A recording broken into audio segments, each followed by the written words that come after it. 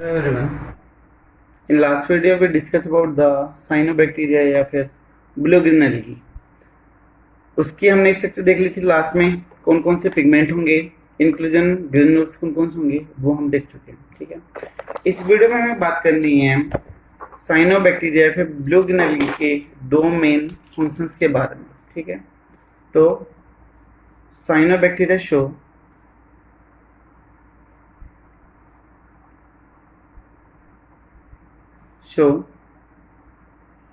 To main function, दो main function वो show करते हैं। और वो दो मेन फंक्शन कौन कौन से हैं? First one is the complementary chromatic adaptation,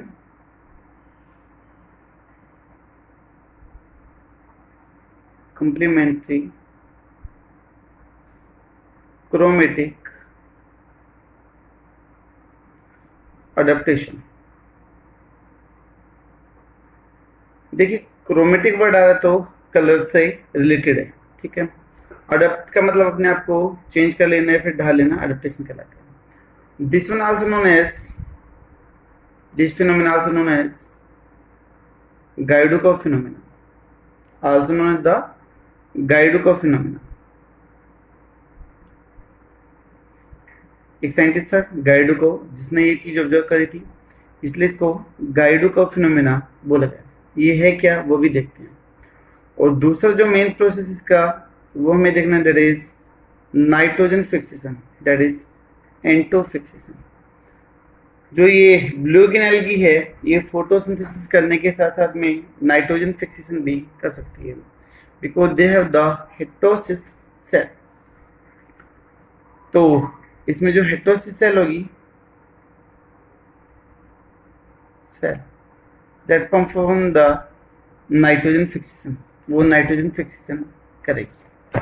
nitrogen fixation को बाद में देखते हैं, पहले हम आ जाते हैं गाइडुको फिनोमेना या फिर कंप्लीमेंट्री क्रोमेटिक एडेप्टेशन के पास आ जाते हैं। ठीक है, ये है क्या, देखिए, ये एबिलिटी है किसकी, ब्लू ग्रीन एल्गी की, कि वो डिफरेंट वेवलेंथ के साथ में, जो वेवलेंथ की जो लाइट है अलग अलग वेवलेंथ की, उसके अकॉर्डिंग अपने कलर को चेंज कर सकती है। ठीक है, तो it is ability of blue green algae to change body colour with respect to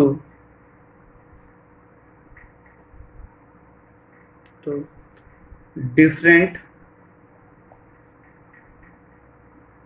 wavelength, जिसको आप लैम्बडा से रिप्रेजेंट करते हो, ऑफ लाइट। अलग अलग वेवलेंथ के अकॉर्डिंग वो अपनी कलर को चेंज कर सकते हैं। कैसे, देखिएगा, अगर हम सरफेस की बात करें, एट सरफेस, तो ये ब्लू ग्रीन एल्गी कैसी होगी, अगर सरफेस पे प्रेजेंट है तो कैसी दिखाई देगी, ये ब्लू कलर की दिखाई देगी। जो ब्लू ग्रीन एल्गी है वो ब्लू कलर की अपीयरेंस देगा। ठीक है, अगर ब्लू ग्रीन एल्गी बॉटम पे है,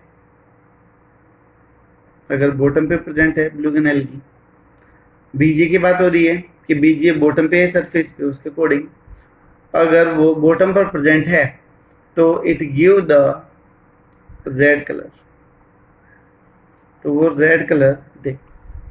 और दोनों तरफ एल्गी कैसी है, सेम ही है, बट उसकी जो पिगमेंटेशन है वो क्या हो जाएगी, चेंज हो जाएगी। ठीक है, देखो हम बात करते हैं अभी डायग्रामेटिकली इसको समझने की, कलर क्यों वेरी करता है।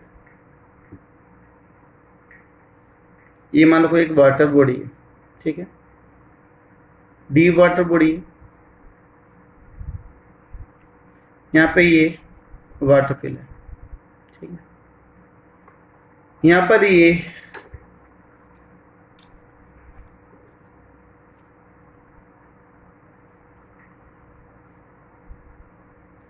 साइनोबैक्टीरिया ब्लू ग्रीन एल्गी, और नीचे की तरफ भी बॉटम पे भी ब्लू ग्रीन एल्गी। ठीक है, यहां से लाइट आ रही है, सनलाइट आ रही है, this one is the light. Light में अगर मैं बात करूं, व्हाइट लाइट में, तो 7 कलर होते हैं, दैट इज विव ग्योर, ये होता है violet, indigo, blue, green, yellow, orange और रेड। तब आप इधर की तरफ बढ़ने लग रहे हो तो वेवलेंथ क्या करती जा रही है, लगातार इंक्रीज करती जा रही है। और आपको पता है कि जिसकी वेवलेंथ ज़्यादा होती है, जिसकी वेवलेंथ ज़्यादा है तो उसकी फ्रीक्वेंसी क्या होगी, कम होगी। और जिसकी फ्रीक्वेंसी कम है उसकी एनर्जी ज़्यादा होगी, उसकी पेनिट्रेशन पावर क्या होगी, ज़्यादा होगी, वो जल्दी से पेनिट्रेट कर सकती है। अगर मैं बात करूं between the blue and red, ज़्यादा एनर्जी किसकी, देखो वेवलेंथ तो किसकी ज़्यादा हो गई, रेड की, लेकिन अगर एनर्जी की बात करेगी तो बात किसकी आ जाएगी, आपकी ब्लू की आएगी। ठीक है, तो रेड और ब्लू में से, इन सभी में से कौन सी लाइट बॉटम तक पेनिट्रेट करेगी, तो हम बोलेंगे कि ब्लू की एनर्जी ज़्यादा है, तो जो ब्लू लाइट है वो पेनिट्रेट कर जाएगी। तो ये जो है this one is the blue light. भाई ब्लू लाइट की एनर्जी ज़्यादा है तो पेनिट्रेशन पावर भी ज़्यादा है, तो वो इजीली क्या कर गई, पेनिट्रेट हो गई। ठीक है, अब आप बोलोगे जी नीचे तो ब्लू लाइट जा रही है तो फिर ये रेड कलर की क्यों दिखाई दे रही है। देखो ये क्या थी, ब्लू ग्रीन एल की थी, जिसमें हमने पढ़ा था कि फाइको साइनिन होता है, फाइको साइनिन, और जो फाइको साइनिन होता है वो किस कलर का होता है, ब्लू कलर का होता है।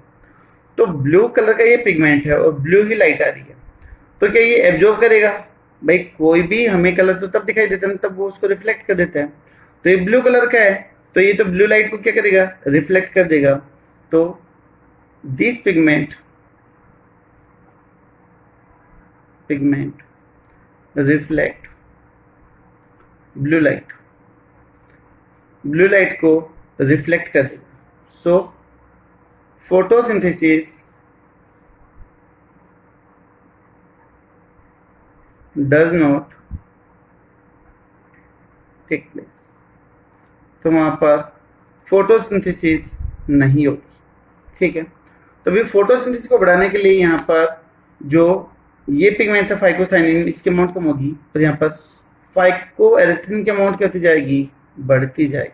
ठीक है, जो रेड कलर का पिगमेंट है फाइकोएरिथ्रिन, जो रेड कलर का है उसकी अमाउंट लगातार क्या होती जाएगी, बढ़ती हुई जाएगी। So to perform the photosynthesis, amount of phycoerythrin जो रेड कलर का है, पिगमेंट अमाउंट गेट इंक्रीज।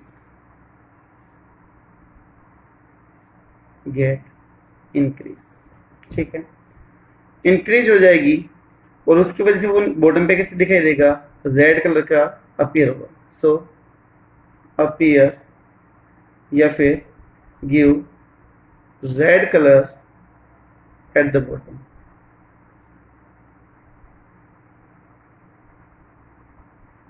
ठीक है, और बाहर तो सभी लाइट आने लग रही है तो यहां पर इसका कलर कैसे हो जाएगा, ब्लू हो जाएगा। ठीक है, तो जो पानी दिखाई देगा आपको ऊपर से वो कैसे दिखाई देगा, ब्लू कलर का दिखाई देगा। अगर ये पानी पे है, पानी की सरफेस पे है तो कैसे दिखाई देगा, ब्लू, और बॉटम पे जाएगा तो कैसे दिखाई देगा, रेड कलर का दिखाई देगा। तो वेवलेंथ के अकॉर्डिंग अपने कलर को चेंज कर पा रही है। इसी फिनोमेना को हम क्या बोलते हैं, कंप्लीमेंट्री क्रोमेटिक अडेप्टेशन, कि वेवलेंथ के अकॉर्डिंग क्रोमेटिक कलर ने क्या कर लिया, अडेप्ट कर लिया। गाइडो का देखा था तो इसको गाइडो का फिनोमेना भी बोलते हैं। ठीक है, इसके अलावा एक कंडीशन आती है, that is red colour of sea is due to high amount of Trichodesmium erythraeum, Trichodesmium एरिथ।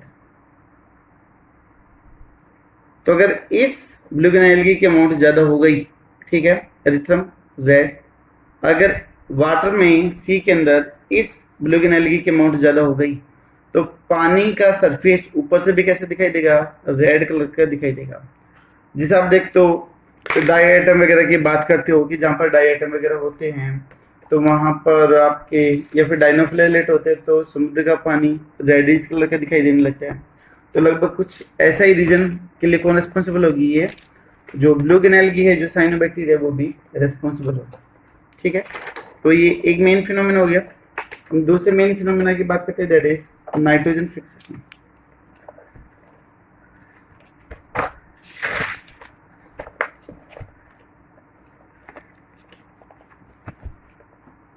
Second phenomena is the N2 fixation, nitrogen. अभी जैसे हमने बोला कि जो ये ब्लू ग्रीन एल्गी है, साइनोबैक्टीरिया, वो फोटोसिंथेसिस करने के साथ साथ में नाइट्रोजन फिक्सेशन भी कर सकती है। तो उसको देखने के लिए सबसे पहले हम इसकी एक स्ट्रक्चर देख लेते हैं जो मोस्ट कॉमन है, दैट इज द नोस्टोक और एनापिना। इन दोनों में से आप किसी की भी स्ट्रक्चर देख सकते हो। तो हम यहाँ पर ड्रॉ कर लेते हैं, थोड़ा जल्दी कर लेते हैं रफली।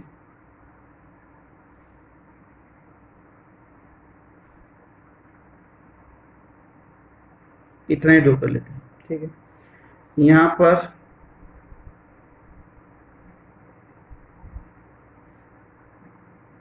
ऐसी कुछ नॉर्मल सेल है जिनके ऊपर स्लाइम लेयर प्रेजेंट होगी, ठीक है, नॉर्मल है ये सेल्स। फिर आगे कुछ सेल्स बड़ी आ जाती हैं, लार्ज साइज की आ जाती है। तो वो जो लार्ज साइज की सेल होगी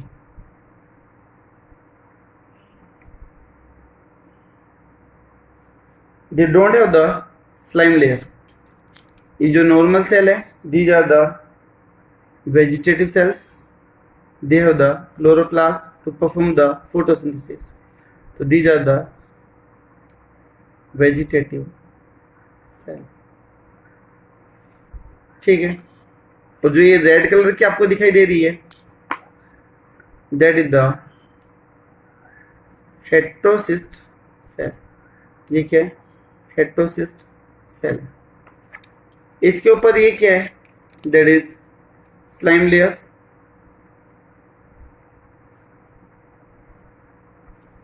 ठीक है, फिर से आगे की तरफ क्या मिलेगी आपको? वही नॉर्मल वेजिटेटिव सेल मिलेगी।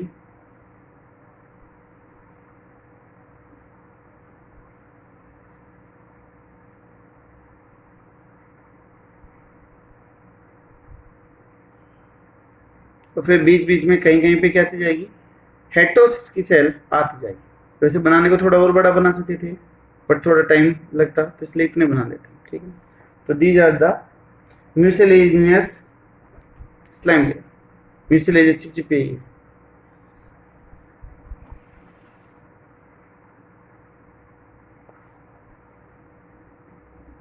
ठीक है, ये इसका फिलामेंट हो गया। अब इसके अंदर दो तरह की सेल हो गई। एक तो कौन सी हो गई है आपकी? Vegetative cell. और दूसरी कौन सी हो गई है? हेटेरोसिस सेल हो गई है। अब इन दोनों सेल में क्या क्या डिफरेंस है वो भी एक बार देख लेते हैं।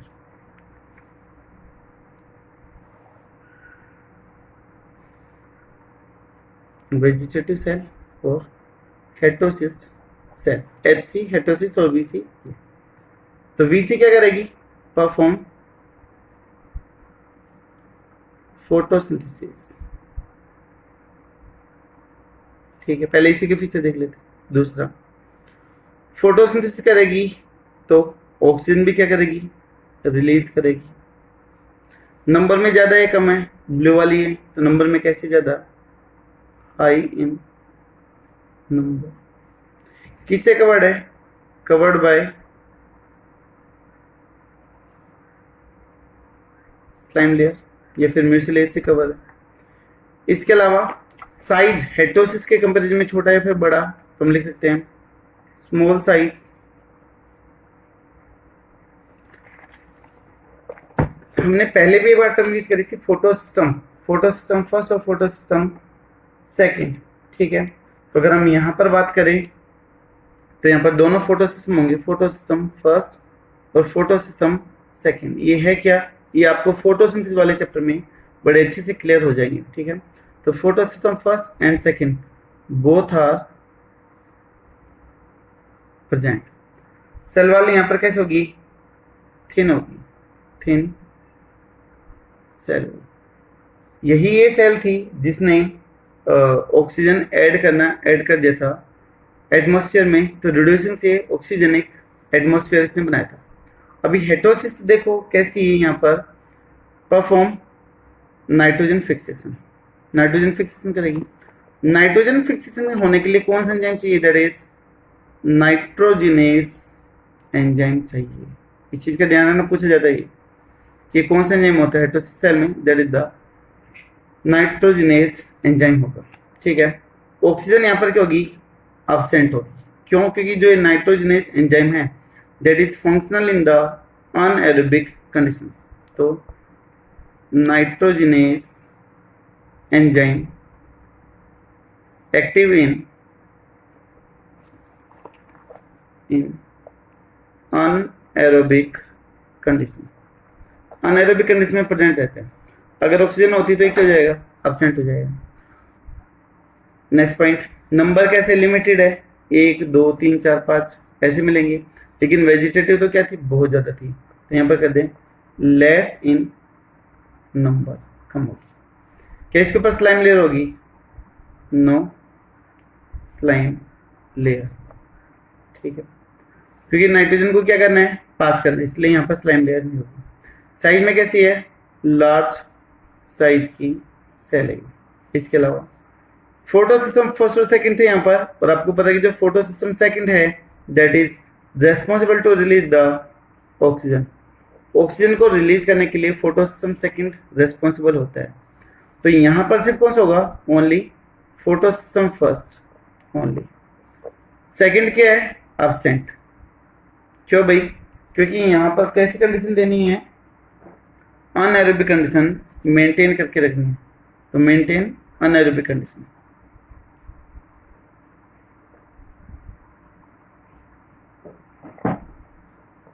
to maintain anaerobic condition, ठीक है। सेल वाल यहाँ पर कैसे होगी, थिक होगी। इसके अलावा और क्या है, देखिए जो वेजिटेटिव सेल अगर वो टूट के कहीं पे गिर जाए तो वो नए ब्लूगिन एल्गी की फॉर्मेशन नहीं करती है, नया साइनोबैक्टीरिया नहीं बनाएगी। बट जो हेटेरोसिस्ट है वो रिप्रोडक्शन करने में भी हेल्प करती है। अगर वो कहीं पे गिर जाए, टूट के अलग हो जाए, तो वो नई ब्लूगिन एल्गी की फॉर्मेशन कर सकती है, ठीक है। तो no role in reproduction, reproduction में कोई भी रोल नहीं है। बट अगर हम इसकी बात करें तो help in asexual reproduction, asexual reproduction में हेल्प करेगी। टूट के अलग हो जाएगी तो ये कर देगी, ठीक है। और इस चीज का ध्यान रखना कि जो नाइट्रोजनेज एंजाइम है that is universal nitrogen fixation enzyme, ठीक है। यहाँ पर लिख देता हूँ मैं एक्स्ट्रा पॉइंट में, nitrogenase enzyme is universal N2 fixation enzyme, जो फिक्स करने के लिए कैसे करता है ये, नाइट्रोजन है, नाइट्रोजन को किसमें कन्वर्ट करवा देगा, सबसे पहले अमोनिया में कन्वर्ट करवाएगा। कितने मॉलिक्यूल बनेंगे, 2। बैलेंस नहीं कर रहा हूं अभी, वो आगे पढ़ेंगे। फिर इस अमोनिया का यूज करवा देगा किसमें, to make the amino acid. और तब अमीनो एसिड बहुत सारे आपस में जुड़ेगी तो क्या बन जाएगी, वहां पर प्रोटीन की फॉर्मेशन हो जाएगी, ठीक है। तो ये हो गया इसका दूसरा function, that is nitrogen fixation. पहले हमने देखा था गाइडो फिनोमेना, और दूसरा हो चुका आपका दैट इज नाइट्रोजन फिक्सेशन। तो दोस्तों इन दोनों मेन प्रोसेस के बाद में अब हम बात करते हैं कुछ एक्स्ट्रा जो छोटे छोटे पॉइंट हैं ब्लूगिन एल्गी के रिगार्डिंग, उनको हम डील कर लेते हैं। जिससे हमने बोला था कि जो ब्लूगिन एल्गी है उसको साइनोबैक्टीरिया बोलते हैं। तो साइनो आया था फाइकोसाइनिन से, जो ब्लू कलर का पिगमेंट था, ठीक है, वो पहले बता चुके हैं।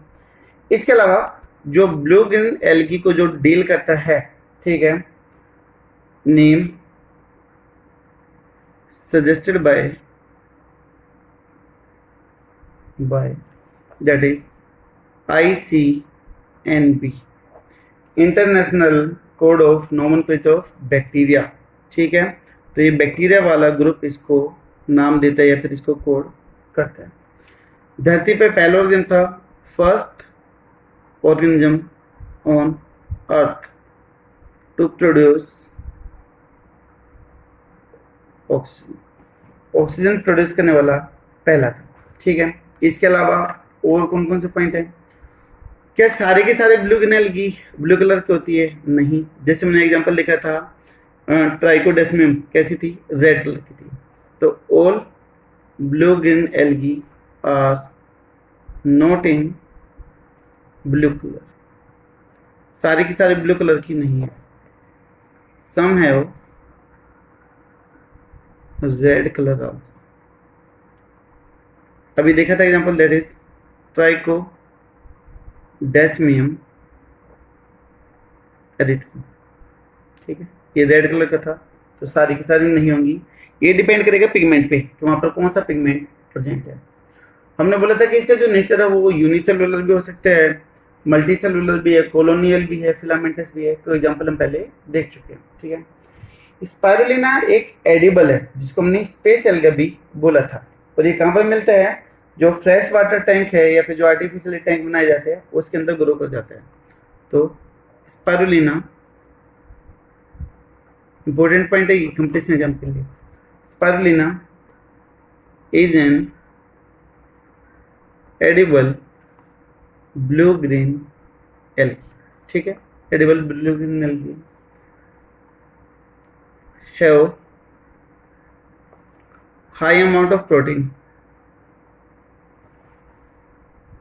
जिसमें प्रोटीन के अमाउंट बहुत ज्यादा हाई होती है। तो इसलिए इसको उगाया भी जाते हैं, grow under fresh water tank वगैरह में भी ग्रो करते हैं।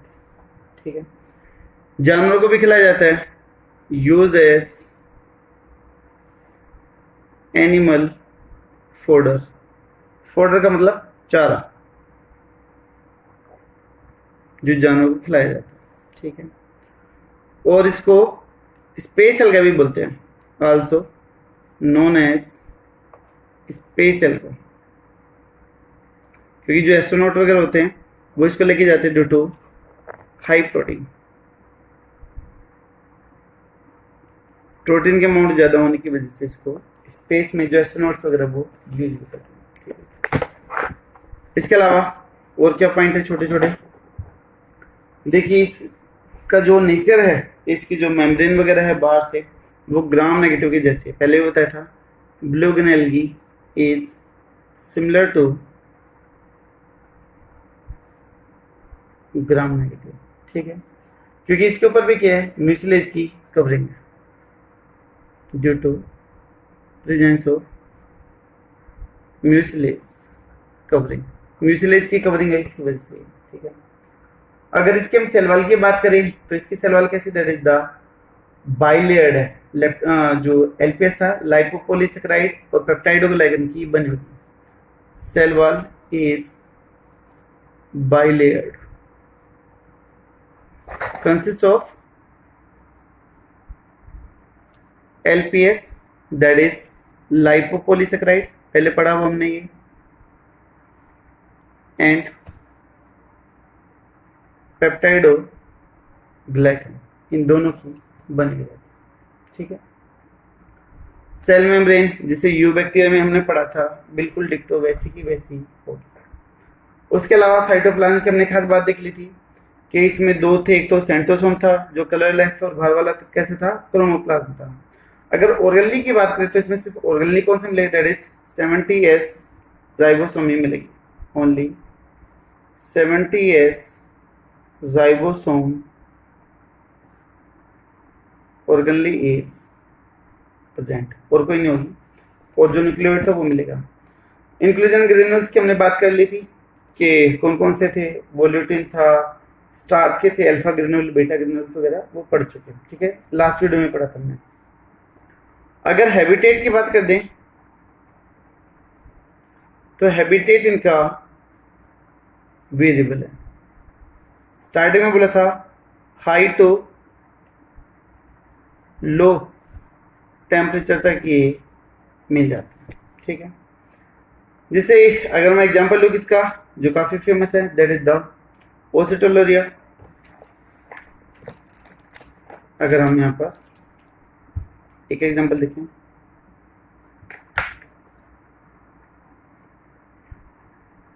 तो ये जो ब्लूगिन एल्गी है इसको गर्म पानी में हॉट वाटर के अंदर रहना पसंद है, ठीक है। It like to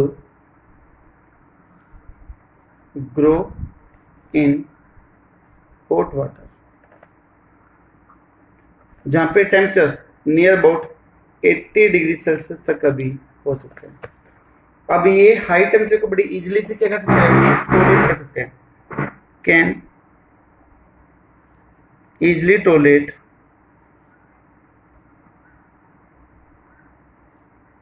high temperature। High temperature को टॉलरेट करने का इसका रीजन क्या है, साइंटिफिक रीजन क्या है, वो हमें देखना है, ठीक है। तो can tolerate high temperature due to presence of homopolar bond in protein, homopolar bond in protein. आपने बॉन्डिंग पढ़ेंगे, पोलर, नॉन पोलर, हेट्रोपोलर वगैरह आपने पढ़ेंगे। तो इसकी जो प्रोटीन रहती है उसमें होमोपोलर बॉन्ड रहते हैं, ठीक है, जो हाई टेम्परेचर के ऊपर भी जल्दी से डिजेनरेट नहीं होते, ठीक है। तो these bonds does not break down at high temperature, तो जिसकी वजह से ये इजिली टॉलरेट कर जाते हैं। और दूसरे ऑर्गन की जो प्रोटीन होती है वो जनरली हाई टेम्परेचर पर क्या करती है, डीनेचर होती है, टूट जाती है, ठीक है। इसके अलावा जो ये ब्लूगिन एल्गी है, they can show the both symbiotic and the free living nature, ठीक है। सिम्बायोटिक भी हो सकते हैं और ये फ्री लिविंग नेचर के भी हो सकते हैं। तो मे भी सिम्बायोटिक फॉर्म में भी मिल सकते हैं। सिम्बायोटिक फॉर्म में कौन कौन से आ जाएंगे, एनाबिन आ जाएगा और नोस्टॉक आ जाएगा। इसी तरीके से अगर हम बात करते किसकी, इसमें हमने एग्जांपल पढ़े थे कि सिम्बायोटिक एसोसिएशन कहां पर होगा, थैलस की अगर बात कर दें तो एंथोसिरस में,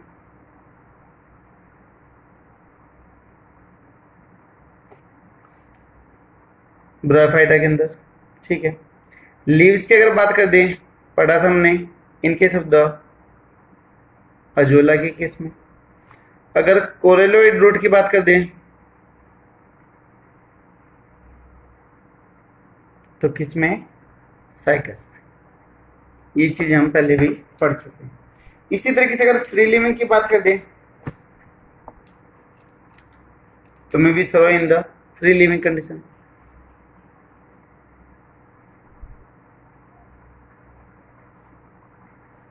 फ्री लिविंग फॉर्म में मिल सकते हैं। फ्री लिविंग फॉर्म में कौन कौन से एग्जांपल आ जाएंगे, एनाबिना,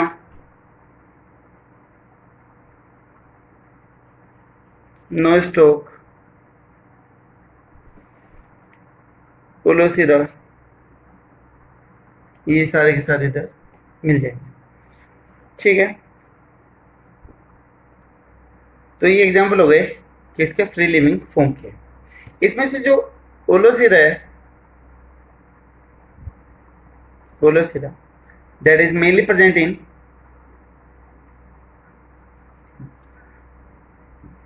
पैडी फील्ड, जो चावल के जो खेत हैं उनमें काफी ज्यादा नंबर में मिलती है और नाइट्रोजन फिक्सेशन करवाती है और एंटो फिक्सेशन भी करवाई, ठीक है।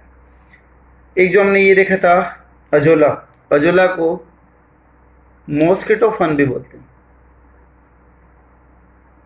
ठीक है। मॉस्किटो फर्म बोलते हैं। ऐसा मानते हैं कि जहाँ पर ये ग्रो करते हैं वहाँ पर मॉस्किटो के लार्वा जल्दी से ग्रो नहीं करते हैं, ठीक है, तो उसकी डेथ के लिए रिस्पॉन्सिबल है। हेटेरोसिस सेल नो स्टॉक और रहना बिना के अंदर मिलेगी जो नाइट्रोजन फिक्सेशन करती है। जितने भी नाइट्रोजन फिक्सेशन करने वाली ब्लूगिन एल्गी सभी के अंदर हेटेरोसिस सेल प्रेजेंट होगी, ठीक है। तो heterocyst cell present in all एंटोफिक्सेशन ब्लू ग्रीन एल्गी सभी के नाम। अगर जीन की बात करें, nif gene, small NIF gene, तो ये मिलेगा किसमें, in case of the bacteria या फिर ब्लू ग्रीन एल्गी, है ना, इनमें मिलता है। अगर हम बात करते NIF कैपिटल F, है ना, निफ जीन, तो ये किस में मिलता है, प्लांट में मिलता है। ये आगे डिटेल से और पढ़ेंगे। इसके अलावा अगर blue green algae example Microcystis अगर पानी में बहुत ज़्यादा ग्रो हो जाए तो कोस एल्गल ब्लूम कंडीशन, पानी को पोल्यूट करने के लिए, खराब करने के लिए भी क्या होगी, ये रेस्पॉन्सिबल होगी। वाटर पोल्यूशन के लिए भी क्या है, ये रेस्पॉन्सिबल है, ठीक है। इसके अलावा तब ये ग्रो करती है तो टॉक्सिक रिलीज करती है जो इंडिविजुअल की डेथ के लिए भी रेस्पॉन्सिबल है, that is known the death factor, ठीक है। तो उस टॉक्सिक को हम डेथ फैक्टर भी बोलते हैं। तो दोस्तों ये था हमारा कंप्लीट, दैट इज साइनोबैक्टीरिया फिर blue green algae. Economic importance बचती है तो उसके अंदर यही आ जाएंगे कि एडिबल है, नाइट्रोजन फिक्सेशन है, सॉइल की फर्टिलिटी को बढ़ाती है, ग्रीन मैन्योर की तरह भी इसको यूज करते हैं, हार्मफुल एक्टिविटी में जाएगा, वाटर पॉल्यूशन वगैरह आ जाएगा, टॉक्सिक रिलीज कर देगा, ठीक है। तो इसकी इकोनॉमिक इंपॉर्टेंस आ जाएगी। तो यहाँ पर हमारे साइनोबैक्टीरिया फिर blue green algae complete. Next video में हम देखेंगे about mycoplasma in the rickettsia. Thank you so much. Video कैसे लगा कमेंट भी जरूर करना।